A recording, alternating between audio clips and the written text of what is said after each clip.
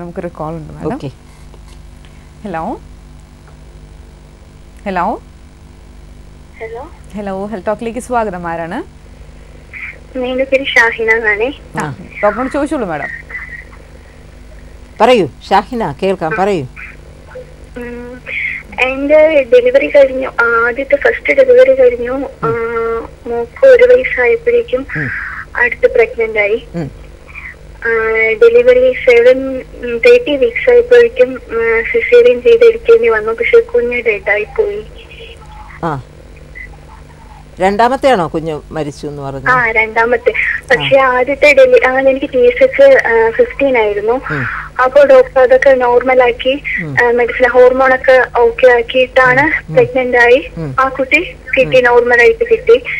പക്ഷെ രണ്ടാമത്തേത് പ്രതീക്ഷിക്കാതെ കിട്ടിയതാണ്. പക്ഷെ ഒരു കുഴപ്പമില്ലായിരുന്നു, 6 months വരെ കുഴപ്പമൊന്നുമില്ലായിരുന്നു. പക്ഷേ 30 വീക്സ് ആയപ്പോഴാണ് പെട്ടെന്ന് സ്കാനിങ്ങിൽ എന്തോ പ്രോബ്ലം ഉണ്ടെന്ന് കണ്ടെത്തി. ഡെലിവറി കഴിഞ്ഞു, പക്ഷെ കുറച്ച് കഴിഞ്ഞപ്പോഴേക്കും കുട്ടി ഡെഡായി പോയി. എന്താണ് പ്രോബ്ലം? ചിലപ്പോ കുഞ്ഞിന് എന്തെങ്കിലും അംഗവൈകല്യങ്ങളോ അങ്ങനെ എന്തെങ്കിലും? വേറൊരു കുഴപ്പമില്ല, യൂറിനറി ബ്ലാഡറിൽ എന്തോ പ്രശ്നം ആണ്. യൂറിനറി ബ്ലാഡറിൽ ചെറിയൊരു കീ ഹോൾ ഉണ്ടായിരുന്നു. അങ്ങനെ ഇൻഫെക്ഷൻ ഉണ്ടായിട്ടാണ് കുട്ടി ഡെഡായി എന്നാണ് പറയുന്നത്. യൂറിനറി ബ്ലാഡറിൽ കീ ഹോൾ? സാധാരണ യൂറിനറി ബ്ലാഡറിലെ പ്രോബ്ലം എല്ലാം കുഞ്ഞിന്റെ കിഡ്നിക്ക് എന്തെങ്കിലും പിന്നെ സ്ട്രോങ് ആയിട്ടുള്ള എന്തെങ്കിലും സീരിയസ് ആയിട്ടുള്ള അനോമലീസ് വരുമ്പോഴാണ് യൂറിനറി ബ്ലാഡറിൽ യൂറിൻ കാണാതെ. അല്ലെങ്കിൽ യൂറിനറി ബ്ലാഡറിൽ എപ്പോഴും നമ്മൾ യൂറിൻ കാണണം. അപ്പോൾ അങ്ങനെ ബ്ലാഡറിന് എന്തെങ്കിലും പ്രശ്നം ഉണ്ടെങ്കിൽ അതിന് കുഞ്ഞിന് കാര്യമായിട്ടുള്ള കിഡ്നിക്ക് എന്തെങ്കിലും അസുഖം ഉണ്ടായിരുന്നു കാണണം. അങ്ങനെ ആയിരിക്കും ആ കുഞ്ഞ് മരിച്ചത്. പറഞ്ഞ മനസ്സിലായോ? ഓക്കെ. 6 months കിഡ്നിയൊക്കെ നോർമൽ എന്നാണ് പറഞ്ഞത്. പക്ഷേ യൂറിൻ പോയില്ല, യൂറിൻ ബ്ലോക്ക് ആയിരുന്നു. ഒരു ട്യൂബ് വളർന്നിട്ട് യൂറിൻ ബ്ലോക്ക്. അല്ല, അപ്പൊ ആക്ച്വലി നമുക്ക് എന്താണെന്ന് ഇതിൽ നിന്ന് മനസ്സിലാകുന്നത് കുട്ടിയുടെ കിഡ്നിക്ക് പ്രോബ്ലം ഉണ്ടായിരുന്നു. ആദ്യം സ്കാൻ ചെയ്തപ്പോൾ അത് കണ്ടുപിടിക്കാൻ പറ്റി കാണില്ല. രണ്ടാമത് സ്കാൻ ചെയ്തപ്പോഴാണ് ഒരു മാരകമായിട്ടുള്ള എന്തെങ്കിലും റീനൽ അനോമലീസ് ഉണ്ടായിരുന്നു. അപ്പോൾ അങ്ങനെയാണ് ആ കുഞ്ഞ് മരിച്ചത്. അടുത്ത പ്രഗ്നൻസിയിൽ ഇതേപോലെ അങ്ങനെ എന്തെങ്കിലും ഉണ്ടോ എന്നുള്ളത് നേരത്തെ കണ്ടുപിടിക്കുക. അങ്ങനെ വരണമെന്നൊന്നുമില്ല. എനിക്ക് തൈറോയിഡിന്റെ പ്രശ്നമുണ്ട്, അതുകൊണ്ട് തന്നെ ഇനിയും പ്രഗ്നന്റ് ആകാൻ കഴിയുമോ? അതുകൂടി സിസേറിയൻ ആയിരുന്നു. അതിന് കുഴപ്പമില്ല. തൈറോയിഡ് ഹോർമോൺ കുറഞ്ഞാലും കൂടിയാലും കുഞ്ഞിന് അംഗവൈകല്യം ഉണ്ടാകില്ല. മനസ്സിലായോ? അപ്പം അത് അങ്ങനെ റിപ്പോർട്ട് ചെയ്തിട്ടില്ല കുഞ്ഞിന് അംഗവൈകല്യം ഉണ്ടാകുന്നു എന്നുള്ള. ചിലപ്പോൾ ബ്രെയിൻ ഡെവലപ്മെൻറ്റിൻ്റെ ഒക്കെ ഡിലേഡ് അങ്ങനെയൊക്കെ പ്രോബ്ലംസ് ഒക്കെ ഉണ്ടാകാമെന്നേ ഉള്ളൂ. ഇനി തൈറോയിഡ് അടുത്ത പ്രഗ്നൻസിക്ക് മുമ്പും തൈറോയിഡ് ചെക്ക് ചെയ്ത് തൈറോയിഡിൻ്റെ ഉണ്ടെങ്കിൽ കൂടുതലാണെങ്കിൽ അതിൻ്റെ ഗുളിക കഴിച്ച് തൈറോയിഡ് നോർമൽ ലെവലാക്കി കഴിഞ്ഞ ശേഷം പ്രഗ്നൻസി ആയാൽ മതി. കുഴപ്പമൊന്നും വരില്ല. പിന്നെ സിസേറിയൻ ആയി എന്നും പറഞ്ഞുകൊണ്ടും അതുകൊണ്ടും അടുത്ത കുഞ്ഞിന് പ്രശ്നമൊന്നും ഉണ്ടാവില്ല. എത്രയോ പേര് സിസേറിയൻ ഇപ്പൊ സെക്കൻഡ് സിസേറിയൻ ആയി, അതുകൊണ്ട് തന്നെ സെക്കൻഡോ തേർഡോ ആകാറുള്ളൂ എന്ന് പലരും പറഞ്ഞു. ഇല്ല, അങ്ങനെയൊന്നും ഇല്ല. സിസേറിയൻ എത്രയായാലും കുഴപ്പമൊന്നുമില്ല. സെക്കൻഡും തേർഡും അങ്ങനെയൊന്നും അല്ല. സിസേറിയൻ എക്സ്പെർട്ട് ഡോക്ടറുടെ അടുത്ത് പോയി കഴിഞ്ഞാൽ സിസേറിയൻ 3 ആയാലും 4 ആയാലും ഒരു പ്രശ്നവും ഇല്ല. അങ്ങനെ പേടിക്കേണ്ട ഒരു കാര്യവും ഇല്ല കേട്ടോ. അടുത്ത കുഞ്ഞിനെ കിട്ടിക്കോളും. ശരി ശരി. Thank you ma'am. Thanks for calling. Doctor, ഇപ്പം നമ്മൾ ഇതിനുള്ള അതായത് റിലേറ്റീവ്സ് ഹസ്ബൻഡോ ഒക്കെ കൂടെ നിൽക്കുമ്പോഴത്തേക്കുള്ള അഡ്വാൻറ്റേജിനെ പറ്റിയാണ് പറഞ്ഞത്. നമ്മൾ ആദ്യം എക്സസൈസിനെ പറ്റി മാഡം ഡീറ്റെയിൽ ആയിട്ട് പറഞ്ഞു. ഇനി ഇവർ ഫുഡിൻ്റെ കാര്യത്തിൽ എന്തൊക്കെ ശ്രദ്ധിക്കണം? കാരണം ഇപ്പോൾ നമ്മുടെ ഒരു ലൈഫ് സ്റ്റൈല് തന്നെ വളരെ ഇൻഫ്ലുവൻസ് ചെയ്യുന്നതാണ്. ഇത് മാത്രം നമ്മളെ ഇപ്പോഴുള്ള എല്ലാ അസുഖങ്ങൾക്കും അതൊരു കാരണമാണല്ലോ. അപ്പോൾ നമ്മൾ ഫുഡ് സ്റ്റൈൽ എങ്ങനെ ശ്രദ്ധിക്കണം? ഇപ്പോൾ ഫുഡ് സാധാരണ ഒരു ഗർഭിണിക്ക് ആവശ്യമായിട്ടുള്ള ഇപ്പം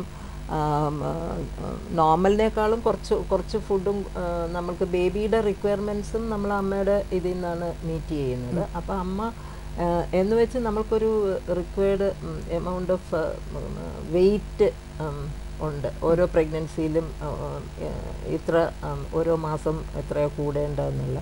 അപ്പോൾ അത് മാത്രമല്ല, അവർക്ക് നോർമലായിട്ടുള്ള കാർബോഹൈഡ്രേറ്റും ഹെൽത്തി ആയിട്ടുള്ള ഫുഡ് കാർബോഹൈഡ്രേറ്റ് കൂടുതൽ. അപ്പോൾ ഫുഡ് കഴിക്കുമ്പോൾ ഇവർ ശ്രദ്ധിക്കേണ്ടത് എന്താണെന്ന് വെച്ചാൽ, ഇപ്പോൾ രാവിലെ ബ്രേക്ക്ഫാസ്റ്റ്, ഉച്ചയ്ക്ക് ലഞ്ച്, ഡിന്നർ അങ്ങനെ കഴിക്കുന്നതിന് പകരം ഒരു 6 മീലായിട്ടാണ് നമ്മളിപ്പോൾ അവർക്ക് അഡ്വൈസ് ചെയ്യുന്നത്. ഒരു 7 o'clock, ഒരു 10 ഇതാകുമ്പോൾ പിന്നെ 12 o'clockന് അങ്ങനെ. പിന്നെ ഫ്രൂട്ട്സൊക്കെ നന്നായിട്ട് കഴിക്കുക, വെജിറ്റബിൾസ് കൂടുതൽ കഴിക്കണം, കുറച്ച് റോ വെജിറ്റബിൾസ് കഴിക്കണം. അങ്ങനെ ഒരു ഹെൽത്തി ഫുഡ് ഹാബിറ്റ്സ്, അവരുടെ വൈറ്റമിൻസ്, പിന്നെ വൈറ്റമിൻ ഡി, ബി കോംപ്ലക്സ് എല്ലാം നമ്മൾ ചെക്ക് ചെയ്ത് നോർമലായിട്ട് അവർക്ക് ഇത് കഴിക്കുക. പിന്നെ വളർച്ച ഉണ്ടാകാതിരിക്കാനുള്ള ഓരോ പ്രാവശ്യവും വരുമ്പോൾ ഹീമോഗ്ലോബിൻ നമ്മൾ നോക്കിയിട്ട് അത് ഉണ്ടെങ്കിൽ എന്തെങ്കിലും കറക്റ്റ് ചെയ്യുക. അങ്ങനെയൊക്കെ ആകുമ്പോഴത്തേക്ക് പ്രോപ്പറായിട്ട് പോകുമ്പോഴത്തേക്കും അവർക്ക് അതും ഒരു നോർമൽ ഡെലിവറിക്ക് വളരെ സഹായിക്കും. മാഡം, നമ്മൾ കഴിഞ്ഞ എപ്പിസോഡുകളിൽ സംസാരിച്ചപ്പോഴത്തേക്കും ഒരു സിസേറിയൻ ആകുമ്പോഴത്തേക്കും കുഞ്ഞിനുണ്ടാകുന്ന പ്രോബ്ലംസിനെ പറ്റി നമ്മൾ സംസാരിച്ചായിരുന്നു. അപ്പോൾ അങ്ങനെ നോക്കുമ്പോഴത്തേക്കും ഒരു നോർമൽ ഡെലിവറി വരുമ്പോഴത്തേക്കും എന്തൊക്കെ അഡ്വാൻറ്റേജസ് ആണ് ഒരു കുഞ്ഞിന് കിട്ടുക? ഇപ്പോൾ കുഞ്ഞിന് മാത്രമല്ല അമ്മയ്ക്കും. ഇപ്പോൾ നമ്മളിപ്പം മരണനിരക്ക് എടുക്കുകയാണെങ്കിൽ 8 ഇരട്ടി കൂടുതലാണ് സിസേറിയന് സാധാരണ ഡെലിവറിയേക്കാളും. അത് പകുതി അനസ്തീസിയ കോംപ്ലിക്കേഷൻസും ഉണ്ടാകാം, പിന്നെ പകുതി ബ്ലീഡിങ് കൂടുതലാകുന്നതുകൊണ്ടാകാം, പിന്നെ ചിലപ്പോൾ അല്ലെങ്കിൽ കുഴലുകളിൽ ഇത് ക്ലോട്ട് വന്നിട്ട് അങ്ങനെ. അപ്പോൾ അമ്മയുടെ മരണനിരക്ക് കൂടുതലാണ്. ഇപ്പോൾ രാഗേന്ദു ചോദിച്ചത് കുഞ്ഞിൻ്റെയാണ്. കുഞ്ഞിൻ്റെയും ഈ ഒരു ലേബർ പ്രോസസ്സിൽ കൂടെ ഇപ്പോൾ നമ്മൾ എക്സസൈസ് കഴിഞ്ഞ് വരുന്ന ഒരു പ്രോപ്പർ ഇതായിട്ട് വരുന്ന എന്തെന്ന് വെച്ചാൽ, നമ്മൾ എക്സസൈസ് ചെയ്യുമ്പോൾ നമ്മുടെ ബ്ലഡ് സർക്കുലേഷൻ കൂടും. അപ്പോൾ ഈ ബേബിക്ക് കിട്ടുന്ന സർക്കുലേഷൻ, ഇപ്പോൾ നമ്മൾ പറഞ്ഞില്ലേ കാലിൽ നീര് കുറയുന്നു, പിന്നെ വെരിക്കോസ് വെയിൻ കുറയുന്നു, അതൊക്കെ നമ്മുടെ ബ്ലഡ് സർക്കുലേഷൻ കൂടുന്നത് കൊണ്ടാണ്. അപ്പോൾ ഈ സർക്കുലേഷൻ കൂടുന്നത് കൊണ്ട് ബേബിയുടെ ബ്ലഡും കൂടുതലായിട്ട് ബേബിക്ക് കിട്ടുന്നുണ്ട്. അപ്പോൾ അതിൻ്റെ ഗ്രോത്തും എല്ലാം നോർമലായിരിക്കും. ഒരു ഓപ്റ്റിമൽ ഗ്രോത്തിലാണ്. കൂടുതൽ ഗ്രോത്ത് റെസ്ട്രിക്ഷൻ ഒന്നും അങ്ങനെയുള്ളവർക്ക് കാണാറില്ല. പിന്നെ ഈവൻ പ്രഷർ പോലും കുറവാണ്. ഈ പ്രഷർ ഗർഭിണികൾക്കുണ്ടാകുന്ന പ്രഷർ പോലും സാധാരണ ഉള്ളവരെക്കാളും കുറവാണ് എക്സസൈസ് ചെയ്യുന്നവർക്ക്. അപ്പോൾ ഈ കുഞ്ഞ് ഒരു പ്രോപ്പറായിട്ട് വളർന്ന ഒരു കുഞ്ഞാണ്. അപ്പോൾ പിന്നെ ഈ ലേബർ പെയിനിൻ്റെ സ്ട്രെസ്സിൽ കൂടെ വരുമ്പോഴത്തേക്ക് അതിൻ്റെ അഡ്രീനലിൻ ഇതിൽ നിന്നുള്ള ഗ്ലാൻഡിൽ നിന്നുള്ള ഹോർമോൺസും കോർട്ടിക്കോസ്റ്റീറോയിഡ്സ് എല്ലാം വന്നിട്ട് കൊച്ചിൻ്റെ ലങ്സ് പ്രോപ്പറായിട്ട് മെച്ചുർ ചെയ്യും. അപ്പോൾ അത് കഴിഞ്ഞ് പുറത്ത് വരുന്ന കുഞ്ഞിന് നല്ല പ്രോപ്പറായിട്ട് ഡെവലപ്പ് ചെയ്ത ഒരു ലങ്സും എല്ലാം നല്ല ഒപ്റ്റിമൽ സ്റ്റേജിലായിരിക്കും. അപ്പോൾ അതുകൊണ്ട് പിന്നെ ശ്വാസം മുട്ട് അങ്ങനത്തെ അതിന് വേണ്ടിയിട്ട് പെട്ടെന്നുണ്ടാകുന്ന ജനിച്ചു കഴിഞ്ഞുണ്ടാകുന്ന ശ്വാസം മുട്ട് അതിന് വേണ്ടിയിട്ട് അവർ നിയോനെറ്റോളജിയിൽ അഡ്മിറ്റ് ചെയ്യുന്നു. അതിൻ്റെയൊക്കെ ഇൻസിഡൻസ് ഭയങ്കര കുറവാണ്. അപ്പോൾ അമ്മയ്ക്ക് മാത്രമല്ല സിസേറിയൻ കൊണ്ടുള്ള ബെനിഫിറ്റ് ഉണ്ടാകുന്നത്, കുഞ്ഞിനും വളരെ അത് പ്രയോജനപ്പെടും. അപ്പോൾ എന്തായാലും ഡോക്ടർ, നമ്മൾ എപ്പിസോഡിൻ്റെ സമയം ഇവിടെ അവസാനിക്കുകയാണ്.